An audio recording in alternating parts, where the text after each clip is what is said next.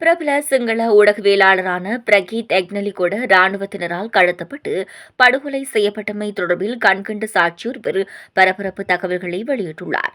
தற்போதைக்கு வெளிநாட்டில் வதியும் இலங்கை கடற்படையின் முன்னாள் சிப்பாய் ஒருவர் இந்த தகவலை வெளியிட்டிருந்தார்.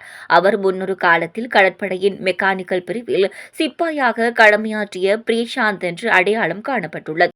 கடற்படை சிப்பாய் பிரியசாந்தவின் தகவல்களின் பிரகாரம் ஊடகவியலாளர் பிரகீத் எக்னொலிகொட கடத்தப்பட்டு மட்டக்களப்பின் எருமை தீவில் படுகொலை செய்யப்பட்டு புதைக்கப்பட்டுள்ளார்.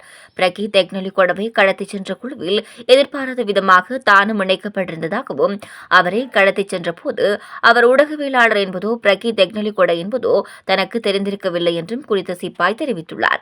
அதன் பின்னர் மட்டக்களப்பின் எருமை தீவுக்கு கொண்டு செல்லப்பட்ட பிரகீத் எக்னொலிகொடவின் தலைமையில் 3 துப்பாக்கிச் சூடுகள் நடத்தப்பட்டு அவர் படுகொலை செய்யப்பட்டதாகவும் செயலாளர் ஒருவரின் உத்தரவின் பேரிலே குறித்த படுகொலை செய்யப்பட்டதாக அதற்கு பொறுப்பாக இருந்த உயரதிகாரி தன்னிடம் தெரிவித்ததாகவும் கடற்படை சிப்பாய் பிரியசாந்த் தொடர்ந்தும் தெரிவித்துள்ளார். பிரகீத் எக்னொலிகொடவின் தலைமையில் துப்பாக்கிச்சூடு நடத்திய ரில்வான் எனப்படும் கொலையாளியும் பின்னொரு காலத்தில் மர்மமான முறையில் வாகன விபத்தொன்றில் கொல்லப்பட்டதாகவும் பிரிஷாந்த் தெரிவித்துள்ளார்.